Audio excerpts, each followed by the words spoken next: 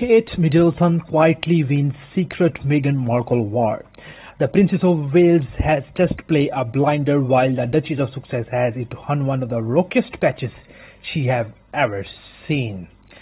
If you look back in history, there was an ancient Rome's year for four emperors, and then France had the War of the Two Peters. So I reckon when some royal biographer managed to put down their weight Rose brand G&T long enough and writes the history of the House of Windsor Susa 2023, they should just focus on month of the two dresses, because if you want to understand where things stand right now, the same month that King Charles and Queen Camilla married arcane tradition 18th century, cosplaying for TV cameras, looking no further than the tale of two frocks.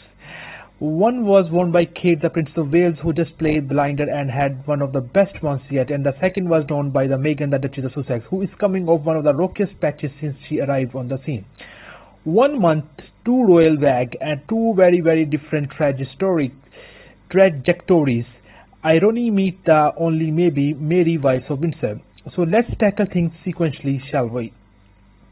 First came the coronation on May 6th. At an even decades and changing in the making, Kate turned up like she had highlighted and triple annotated the Buckingham Palace before creating a mood board reference from the British Museum Antiques Department. The end result was an Alexander McQueen gown and headpiece, worn under the Royal Victorian Order mantle, all of which made her look like she was channeling Britannia with a bit of Queen Mary steel thrown in a formidable measure. Just in case anyone was in doubt whether the former accessories buyer whose greatest achievement pre-marriage was running a charity roller disco had made it. Here was impeachable proof Kate looked like princess was a role she was born in cocoa pie. More than any actual blue blood with the weak DNA of bona fide Hanoverian. However, Kate is not just nailing the dress code but the actual job too.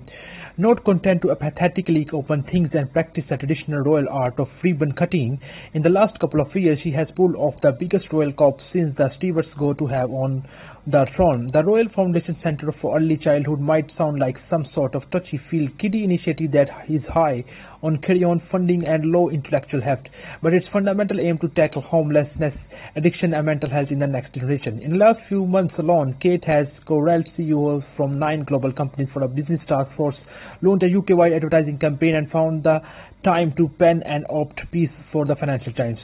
The go-to newspaper presidents, plutocrats and power brokers from Belgravia to Bangkok. Someone has really been hiding not only their light but hillua of ambition under her designer busher. So Kate's strength to strength, nailing it gold all-star around. The same cannot quite be said for her sister-in-law Meghan, whose biggest achievement in the last month has been inadvertently providing her with a tsunami of global exposure. Last week, Meghan and her husband Prince Harry and mother Doriga Ragland turned up at an award night in New York to collect her gong for being top feminist, arriving through some sort of side entrance by the rental car outpost. And her dress, perfection? Wearing a strapless gold Johanna Ortiz frock, the 41 years old looked like she and Ava Gardner were meeting for cocktail later at the Palm. It was an old Hollywood glamour meets 21st century power player by the way of a bit. If Kat had been trying to dial up her queenly cred with her outfit and doing her bit for the knock-off royal souvenir industry, the Meghan was all about framing herself as someone fully in control of her own narrative. All of which went swingingly until about 2 hours later when the Sussex party left the Ziegfeld ballroom and managed to subsequently be subsumed by a fresh storm of headline-making drama. I hope you guys like this video. Don't forget to subscribe.